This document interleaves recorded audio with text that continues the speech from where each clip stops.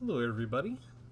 We are on the event page. I'm not going to do the regular jump in. I'm going to throw down to jump into Middle Earth. And we'll just burn 1,000 gold real quick. And this is kind of cool. Let's see, we've got 3 choices for the first themed packet. And as you hover over, there we go. They'll show you kind of one of the highlight cards that's associated with it. I'm going to take Shire. And then...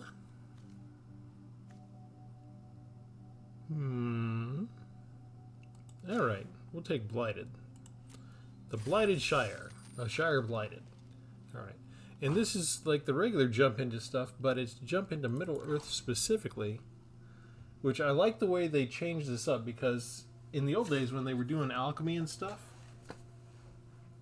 they would mix in Baldur's Gate with the rest of the things, and if you're like me, you didn't want Baldur's Gate. So the cool thing is that they've tried to sort of construct half decks, and they've tried to do it in such a way that you can mix any one half deck with another, and you'll end up with some nice synergies and combinations. So when you choose these, you get the cards. So these are added to my collection, and we just sort of want to take a look at them before we go into battle so we have an idea of what kind of things we can do. So +1, +2, and Death Touch. Urborg Repossession. So they do include some of the regular cards too, but a lot of the Lord of the Rings cards.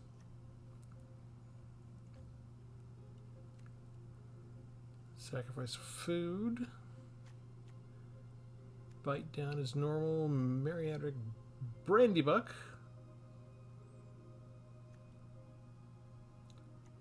A little bit of food there.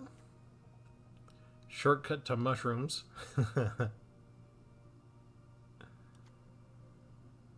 Lots of spiders in here. Brandywine Farmer. Gladron Bow. Peregrine Took. Let's do the conies. Bag End Porter. +X, where X is the number of legendary creatures you control. Another spider.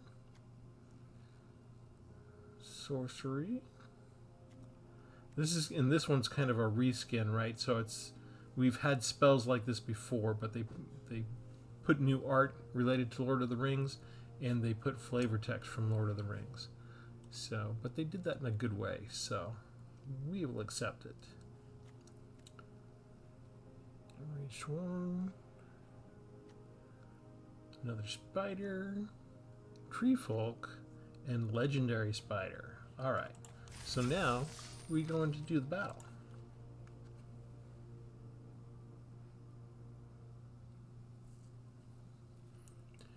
And part of why I do this is because I don't see a lot of jump in stuff on YouTube, so I just wanted to demonstrate this. Our opponent is Fart Explosion. Okay, how do you beat that? The Lord of the Rings is a fun product. It's a product that is from Universes Beyond imprint, which means that we can't play it in Modern Standard. Although I think there's a case to be made that you should be able to. And I don't know about the coding of the game, if there's a way for them to sort of port it over temporarily just to let us have fun with mixing it up with the rest of the main cards. I mean, you can do that to a certain degree in Alchemy. You can take all the main cards that you play and make it over in the Alchemy format. But I think it would have been kind of fun to just put it into Modern Standard. And that's partly from the lineage. You know, we get a lot of the stuff that was turned into Dungeons and Dragons. It comes out of things like Tolkien's Lord of the Rings. You know, where he invented elves in the first place. There's a really straight lineage that goes from Lord of the Rings to D&D to Magic the Gathering.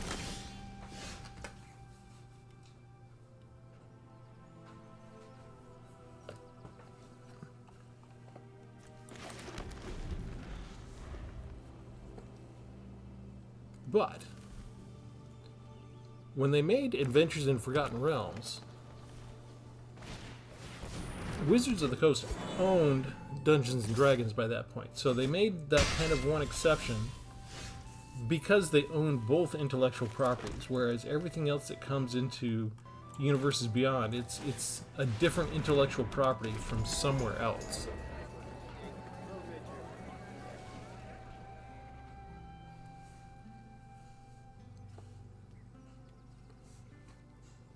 And part of the reason I bring this up is because Lord of the Rings is therefore kind of a different Magic product than, it's not part of the 4 regular sets that the Wizards puts out for us to play with on the standard arena each time.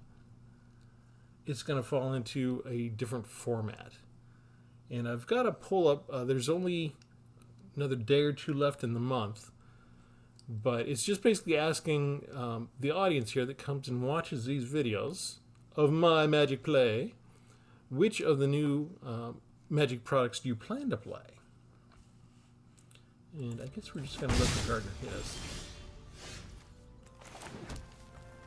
And I think we can just get rid of it right now. That seems like a good use.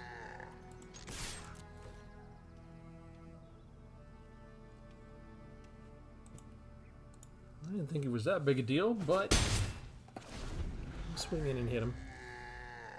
Part of what's going on is we've got Wizards releases a whole bunch of products throughout the entire year. And we've got Assassin's Creed and Fallout for the Universes Beyond imprint. They're coming out with Pioneer Masters. Some interesting stuff with Murders at Karlov Manor right now. Hey! Looks like they chose one of the same half packs that I did. So they get a food token. They didn't kill my creature, though. They didn't kill the took. I think that might have been a mistake. Let's do this.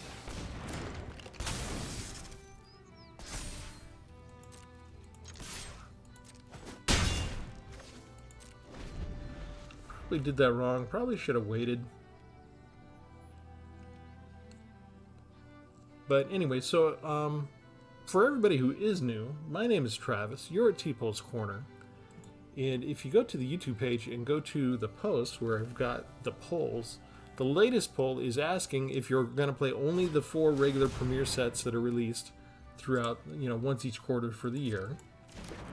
Or if you're going to prefer to play something like the Murders at Karlov Manor, or if you like stuff like Assassin's Creed, that kind of thing. It's only for 1 turn, right? They don't have haste, but they do 4 big points of damage.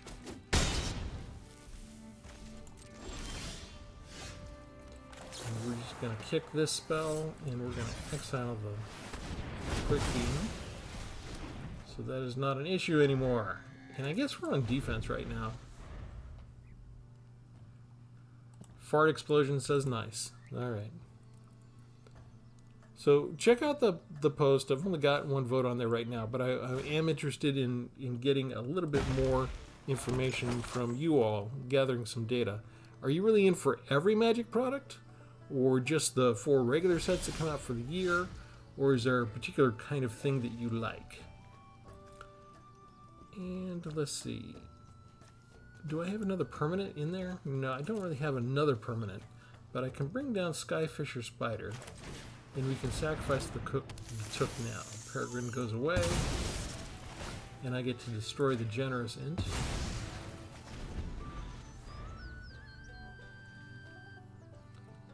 They got lots of land and they keep coming up with a lot of big creatures. They got to run out someday.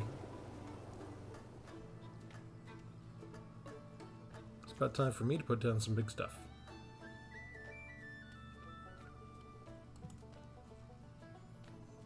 And when we say Wizard puts out a lot of products, they put out pretty much more than they ever have before in the past.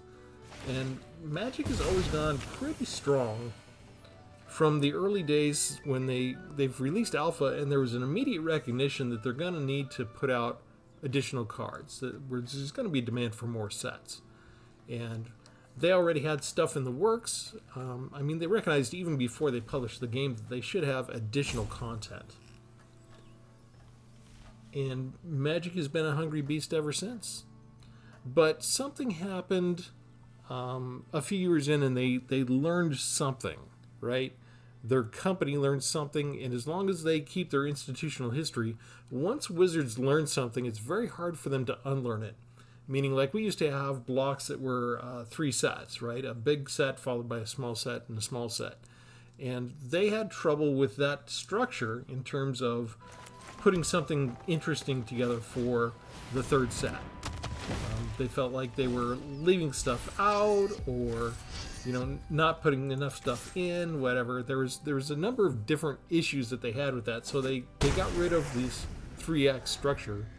And so now you might have 2 sets that are related, and then it'll move on to something else.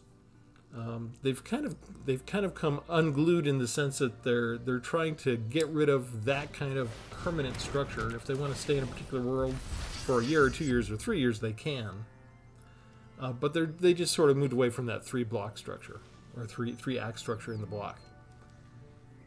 They're probably not going to unlearn that rule anytime soon. It took them a long time to learn that and to decide things weren't working well.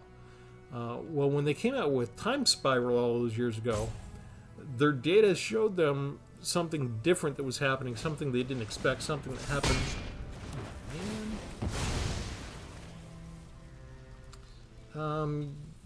Yes, let's exile that spider. We'll gain 2 life. And we can tempt them if they want. I think it's time to bring down Shalab.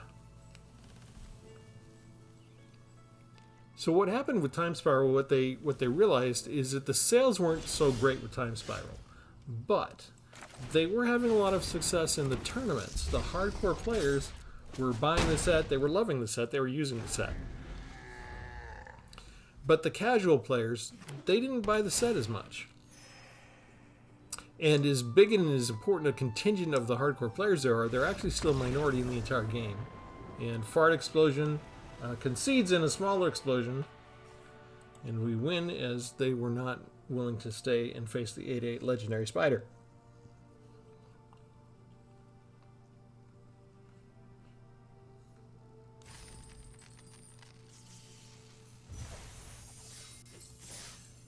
Let's see what goodies we get.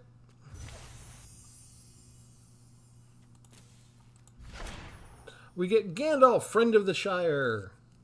2/4 with Flash, you may cast sorcery spells as though they had Flash. And whenever the ring tempts you, if you choose a creature other than Gandalf, Friend of the Shire, as a ring bearer, you get to draw a card. And that's good. I think I've got 2 or 3 of those already. I'm going to just play another round. We can't get another card from this. You get 1 card for each jump in that you do. But if you're having fun with the particular deck combination that you've got mashed up together, you can just keep on playing with that same deck for as long as you feel like. But so here's the thing with Time Spiral, they found out that Time Spiral had a lot of mechanics packed into it. It was really dense. For people who were very experienced with playing Magic, it was a really great kind of expansion, and people dug it. If you were new, maybe it was a little confusing and too hard to get into. So the thing is, the casual players still make up the larger audience. And so the people at Wizards of the Coast notice this data. They're collecting data all the time. And at the time of Time Spiral, all those years ago, they were like, okay, so there is more than one audience for our product. And we have to try and design for as many of them as we can. Let's see. Gorebag. Just combat damage to a player. Let's put down a spider. Spiders with Death Touch. We got a lot of them here. We'll just play defense for now. And so this is kind of the beginning of them publishing more products. Because the lesson that they learned is that they could design something that hardcore players would love, and that maybe casual players wouldn't. And they could design something that casual players would love, but the hardcore players maybe, you know, weren't the most excited about. What do we want to do first? I guess we just get rid of the flyer. We've got Death Touch here, so whichever spider we do has Death Touch, so it doesn't matter. We'll just get rid of the flyer. We do get to draw a card off of that. I don't think I want to throw away the int just to go get a land. I think I'll just wait until I can afford to play that. And so one of the secrets, so to speak, as to how you manage to appeal to both of those audiences is that Wizards began to publish a lot more products. And instead of catering to one particular audience, they would make multiple products, and they would publish them all in the same year, and some were sort of geared towards one audience, one portion of the audience, and some were geared towards another portion of the audience. I will trade with you there. They might have a spell that makes this indestructible for the turn. Yeah. And they get to amass Orcs 1. And so this has been going on for, I don't know, how many years ago was Time Spiral? It was a lot.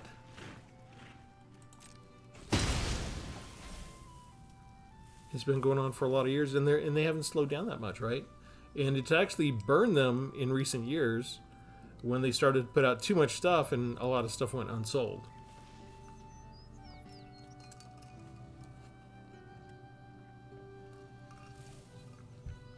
This was kind of inevitable because they had a number of record years where each year just built on the previous year, and they did better and better and better. Okay, now they can't protect this for only 1 mana. So if we do this now, let's do the colonies. We again have Death Touch, so we just get rid of this. And we create a food token out of it. And we can bring down the Delighted Halfling as well. And then if they have a bigger Orc army, if they don't have Trample, we can just chump block it with the Recluse anytime when we want to avoid damage. So we're still okay right now. Although they've got a lot more cards than we do.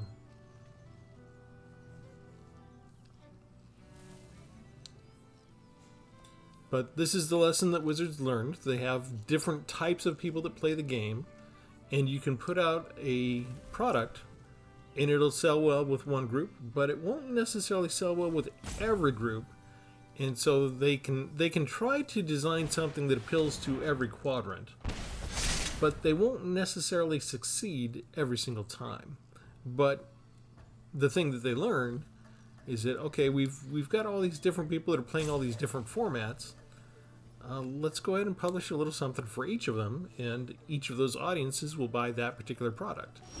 And they have enough information to pull the data together and figure out what's a good print run for that. Okay. I don't think I want to use this yet. I think we just want to pass.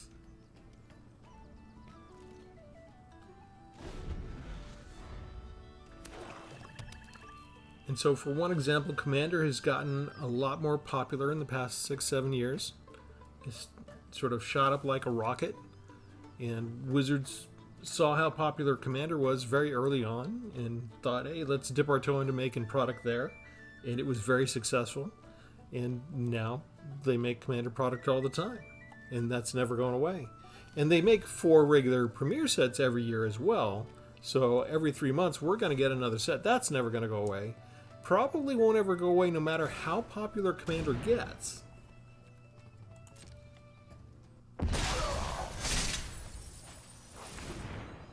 They milled themselves for that.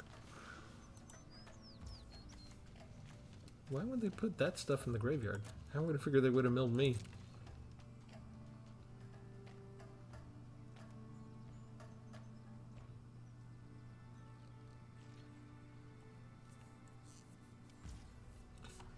But there are some people that they don't play Commander at all.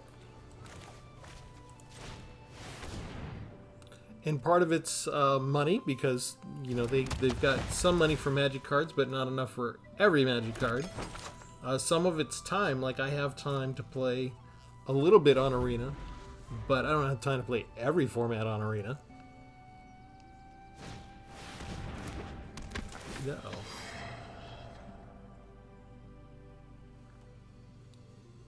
See, for a second I thought I was going to be able to attack for a change.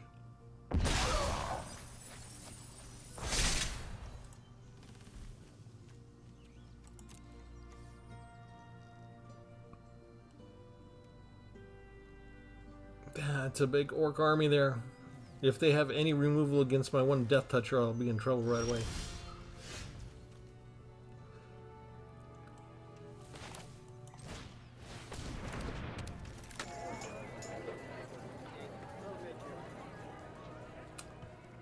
The problem with the shortcut to mushrooms is if they remove something during their turn and it's not out. This is always something that has to happen at the beginning of my end step, so I've got to sort of plan for something to die on my turn for this to be a useful card. I guess I could just go ahead and put this in and let the ring tempt somebody now. They're going to destroy that target creature?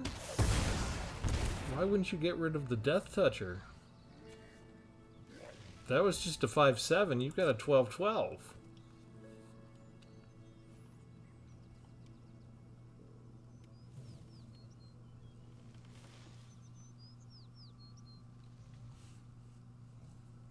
So part of the reason that I mention all this and why I'm covering in this little monologue about hardcore players versus casual players and how many types of sets that Wizards comes out with a year and how many different products and stuff like that is just sort of to tie it into the monthly poll that I have in terms of helping Wizards collect more data, helping me collect more data.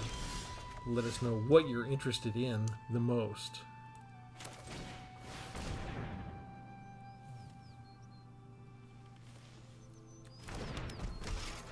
And I've only got one legendary creature, so that would just turn into a 5/5.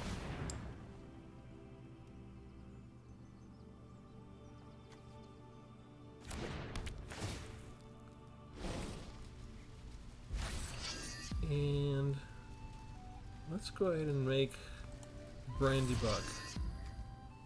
Okay, so the ring tempts you, can't be blocked by creatures with greater power, and we attack now, and that gives us a food token.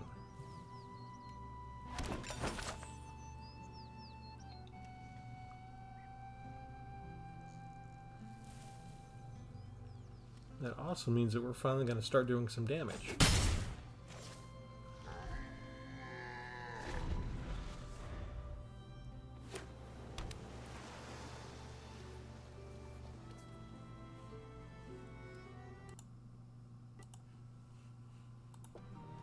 Now Wizards is in the middle of learning a new lesson, right? Because they went on this big uptick for several years in a row where each year they sold more product than they did last year. They produced more, they sold more, they profited more, and everything just kept going up. And they must have thought they could do no wrong. But nothing in life is... Oh man, they must have a combat trick. I can't really block that yet. I was thinking I'd block it with the Bag End Porter.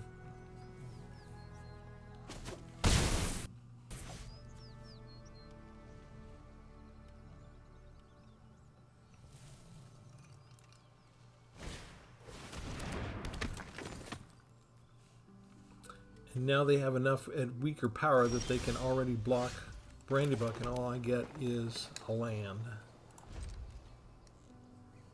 Things are not looking good, sports fans.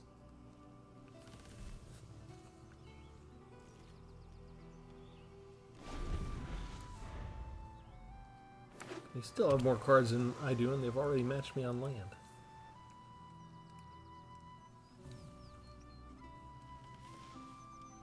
I do have other spiders in this deck somewhere. Ugh.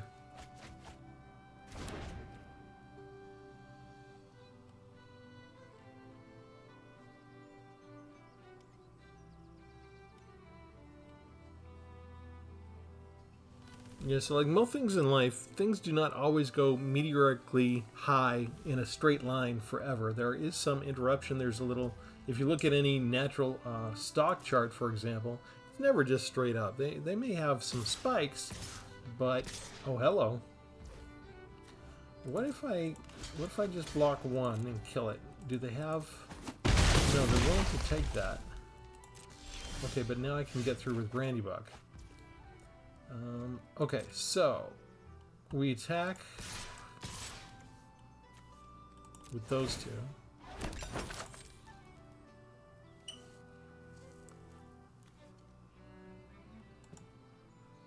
We're gonna do something I don't normally do. We're gonna bluff.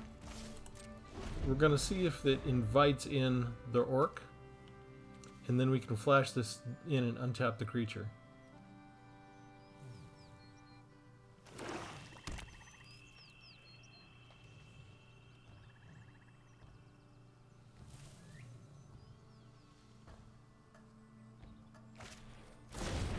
Sans Ransom, okay. Let's see, the top pile is going to be face down. So we're going to give them that.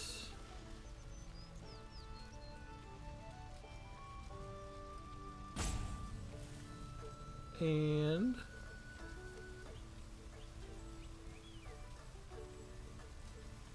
I'm going to give them that.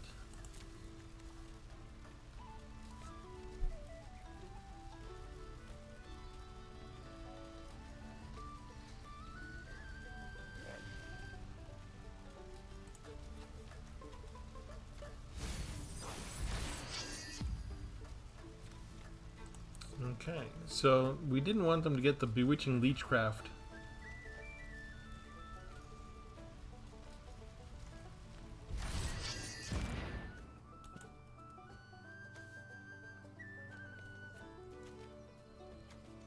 But they do have the ring tempting us now. Tempting them. We can block with the Blighted Halfling.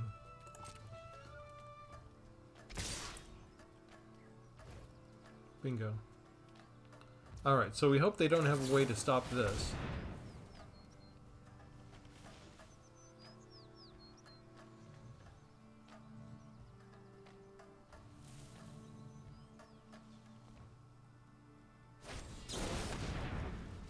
His tower and toughness 5/5. Okay.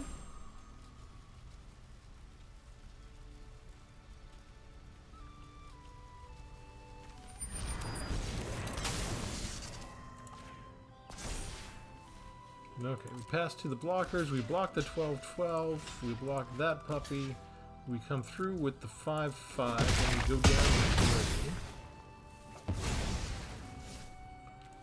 And we start sacrificing our food.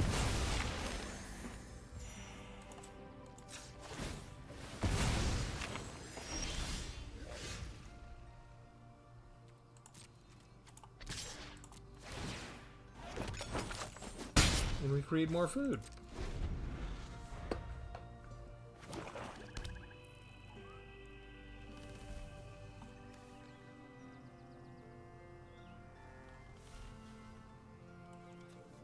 I can start amassing an orc army again with this little guy. And we could turn one of our people into a Death Touch chump blocker for an instant.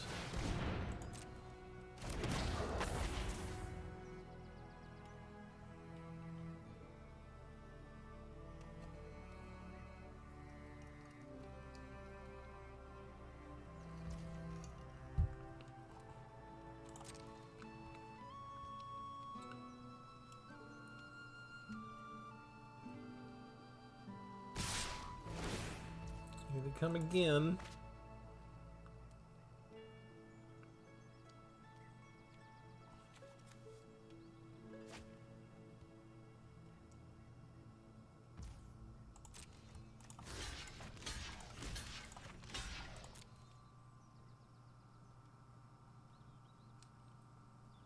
Give them a chance to cast a spell. Gandalf.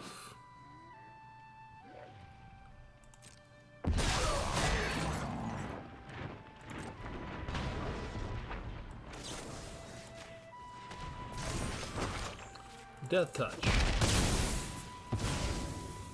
Yeah, they don't have somebody who's tempted by the ring. And we have another Death Toucher right there. Excellent. Pass. I don't need to equip that just yet, right?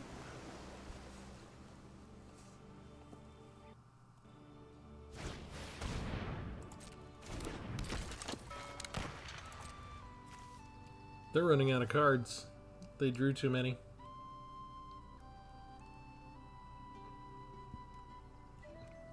We haven't even gotten to our big cards yet.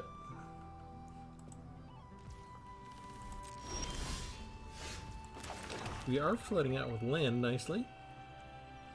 Let's go ahead and equip this. They can block us with those.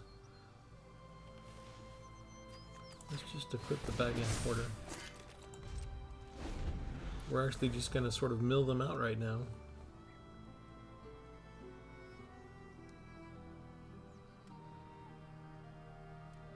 Even if they have removal, oh, by all means, dig for something to help you out. How many lands did they go through?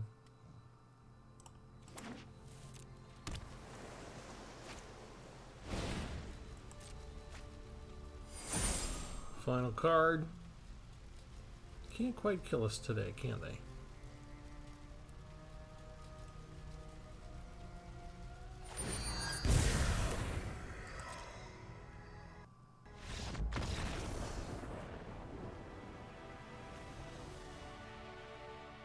There we go.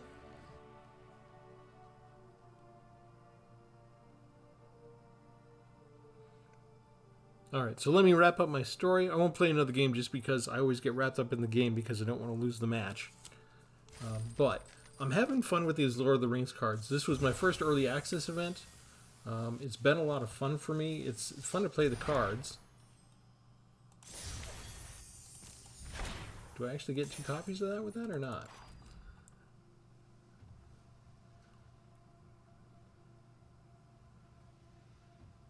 And I guess I just don't like the Alchemy format enough. I'd rather bring the cards from Alchemy into Modern Standard where I want to play with them for a little while, rather than, you know, take some of these Dominaria cards and throw them into Alchemy and make the decks there. I don't know. It's just some sort of mindset that I have. But yeah, Wizards is they did well in sales for many years in a row. Where just for, I don't know if it was 6, 7, 8 years in a row, they made more products, they sold more stuff, they made more profit, and eventually they got to the tipping point where they made too many products, and there was a limit on what the audience could afford to buy or was willing to buy, that kind of thing. And Hasbro stock took a really big hit that day when the stock report came in for the quarterly numbers. And so I think they've had to retrench a little bit. But it doesn't feel like it, right? It doesn't seem like they retrenched a lot, because we've always going to have the regular 4 for the year. Every 3 months we're going to get a regular premier set. We're always going to have Commander product each year now. And the Universes Beyond does not seem to be slowing down. I don't know if it's picking up speed or if it's just constantly churning out stuff.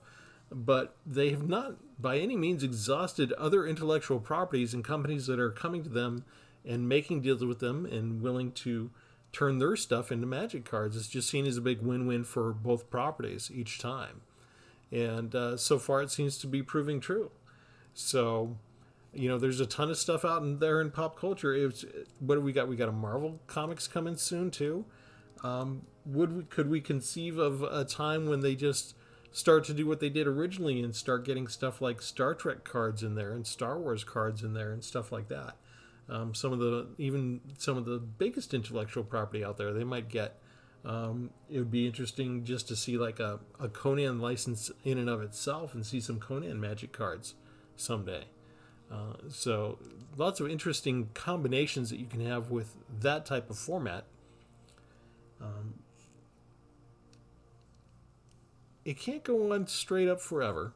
They've had a retrenchment now, but they haven't sort of unlearned their lesson still, right? the secret to their success is that they have enough data. They've identified the different types of audiences they have.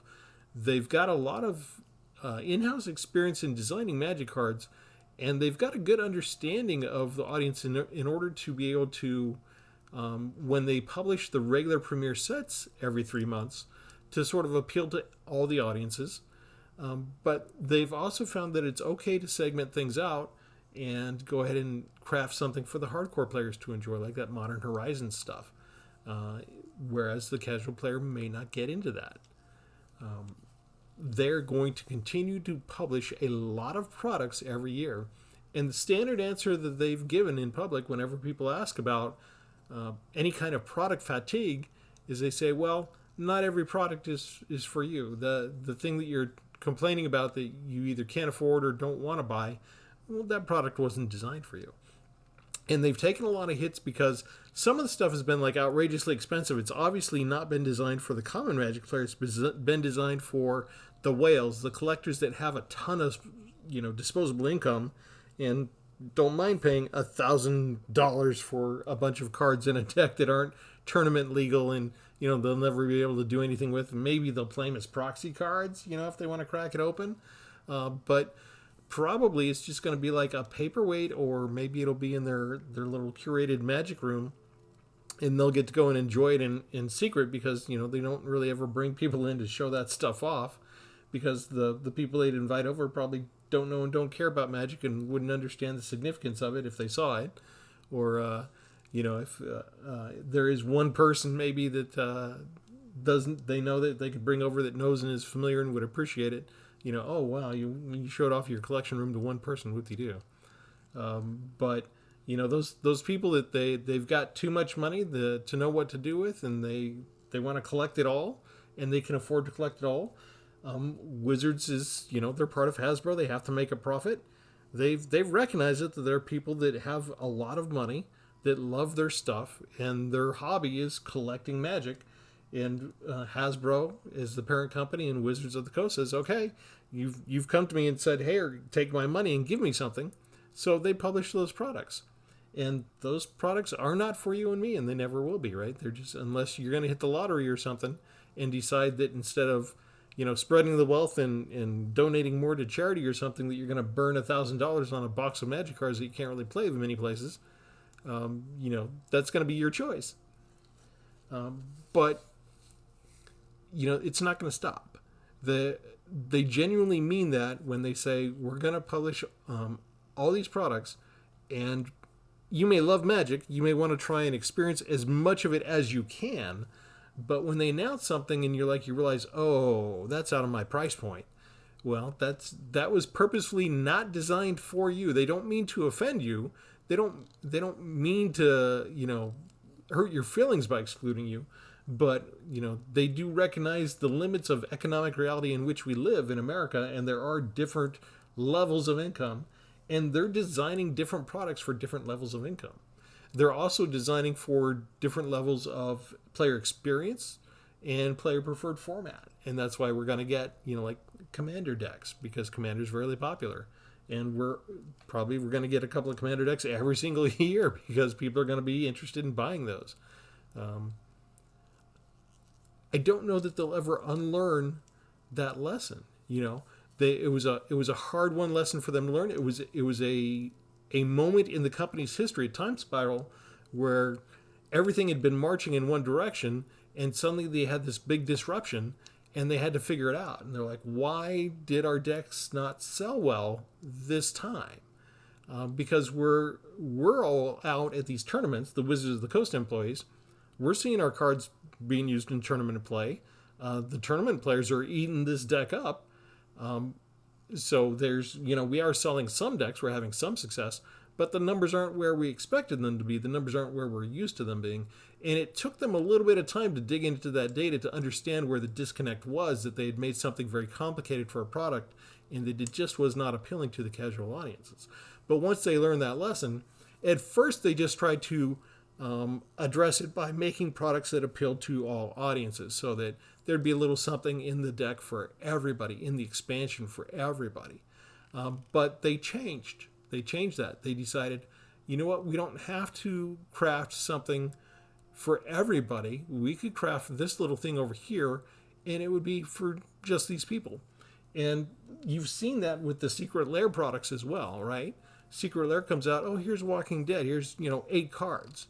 You don't like them? Well, don't get them. You don't have to. You don't need to spend all your money on Magic, especially if it's a product you don't necessarily care about. For the collector fanboys and all of us, where we're like, oh, Pokemon, got to catch them all. We sort of have to pick and choose what we're going to do as far as our hobby. So the idea of collecting one card of everything is probably not realistic with a company that's been around for 30 plus years, creating thousands of cards and creating this many new products. You're going to have to pick and choose what you want to do.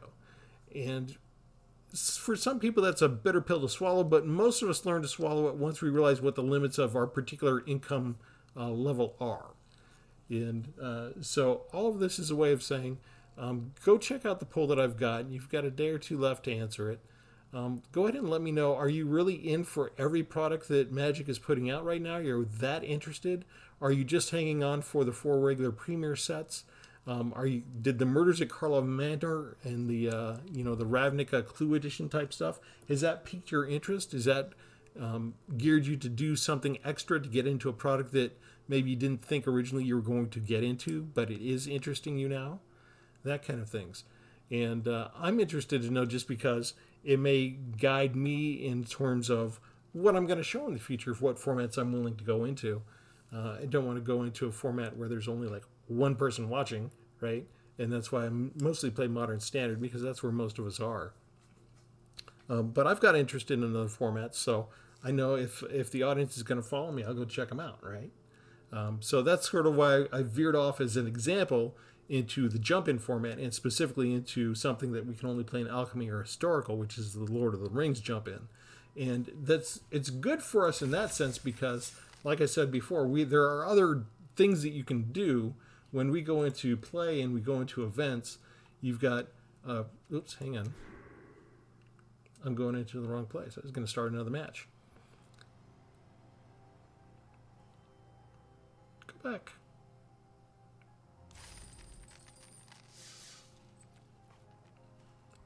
Okay, let's go into home. And let's go into play from there.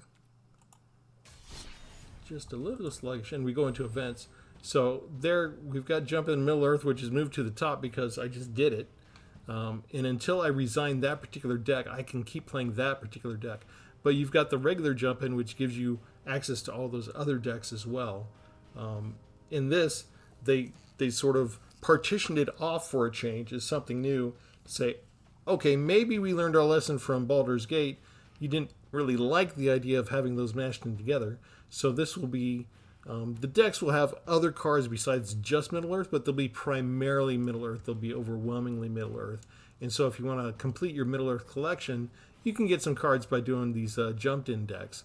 And over here, this is like the Modern Standard jump-in. So they've separated them two, and they've created a kind of firewall. And I actually wish they'd done that with Alchemy in general, has created a firewall in the format.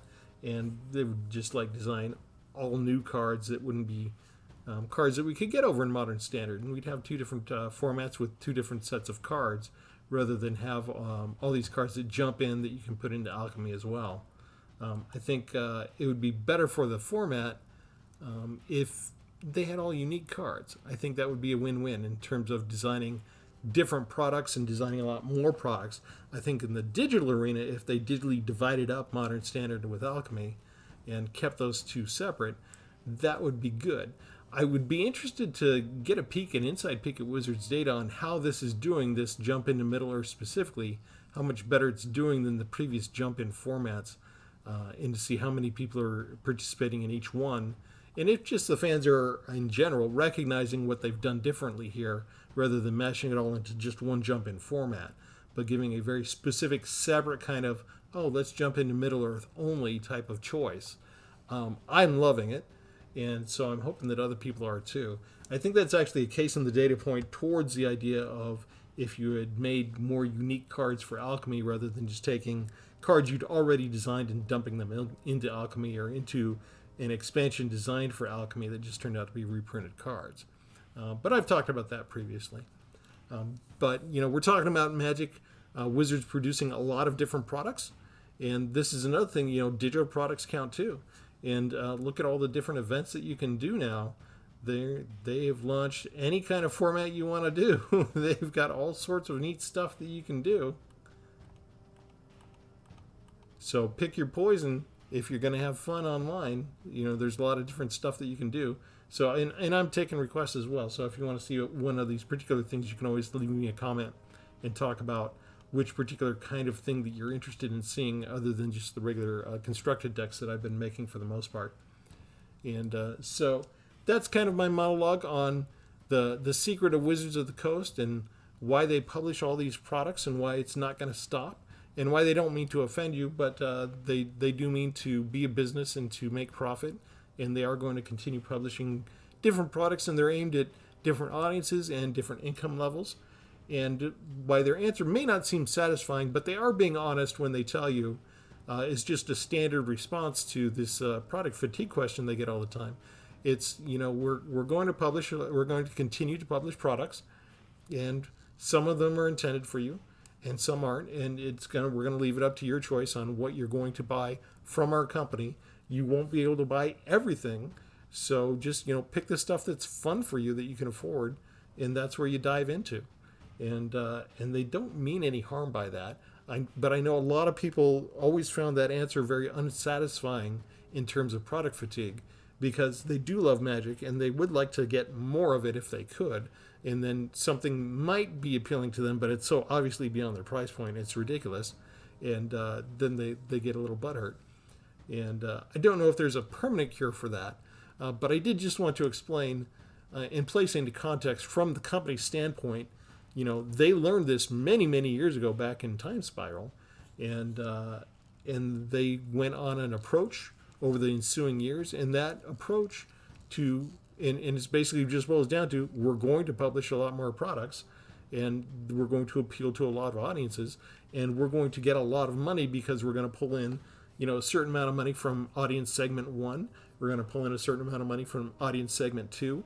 And the more data that we have on that, no matter how much overlap there is or how much segment the markets are, we're going to try to hit all the different quadrants that we have that are an audience for our product. And we're going to hit them with as much product as we think that they can absorb. And obviously, recently, in the last couple of years, they kind of overshot that mark. And hopefully they'll learn their lesson a little bit in terms of restraining things, because I think the overall general audience for Magic has been kind of constant the last couple of years with communicating to them, hey, you're overdoing it. We're not going to be buying this. Maybe double check your data on what's a good print run for this particular product, because you may be surprised that you don't sell as much of it as otherwise you might have. Because they're competing with themselves at a certain point, right? If they put out too much product, one particular format might cannibalize what they could have had potential for in the other. So they're into sort of like a new future now, where they've got to sort of analyze the data that they've got coming in and figure out what's a new baseline for each format and what the audience is going to be able to absorb and tolerate each year in terms of product. And I'm not sure if they've found the right mix yet. It seems like maybe they've cut back a tiny bit on publishing product, but they're still publishing a lot. So is that going to be too much? In the end, the numbers are going to speak in terms of what their sales are, and they're going to listen to the board of directors from the stock, right? Because that's at the end of the day, they're a public company.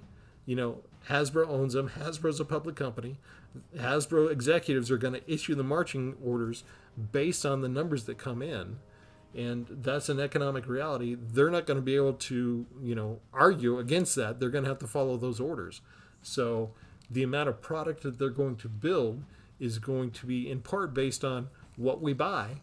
And if we keep buying everything that they're putting out, Even if it's just because the whales are buying it and hoarding it and sticking it into their, curated museum rooms that they never show anybody.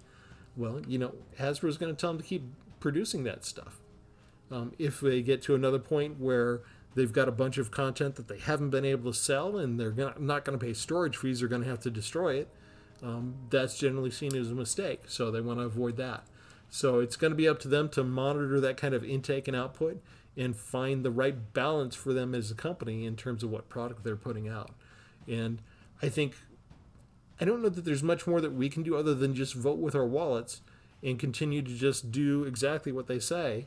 And that's, let's look at what they're offering and look at what we can afford from what they're offering, and only go and buy the stuff that we're really interested in, the stuff that really makes this game fun for us the most. And I'm not sure if that's a satisfying enough answer for everyone, but just especially for the newer players that have gotten into this, and they might get overwhelmed when they see how many things are getting released in the year and try and wonder, what am I really supposed to be getting into? You can leave comments and ask me for advice or ask me questions about the different formats. I'd be perfectly willing to answer them to the limits of my knowledge. And, there's a limit to what I know as well. Like, I'm not going to participate in every single Universes Beyond release. But, I know a little bit about Assassin's Creed. I don't know quite as much about Fallout in terms of the different pop culture type stuff that's coming out. But general Universes Beyond questions I can field and that kind of thing. And so with that, we ask you to like and subscribe this channel. We'll ask you to come back. Go ahead and leave any comments or questions that you have in those fields. And thanks for tuning in and listening to me go on this monologue just about their secrets of publishing. And we'll leave it there. Thanks, everybody. Have a good one.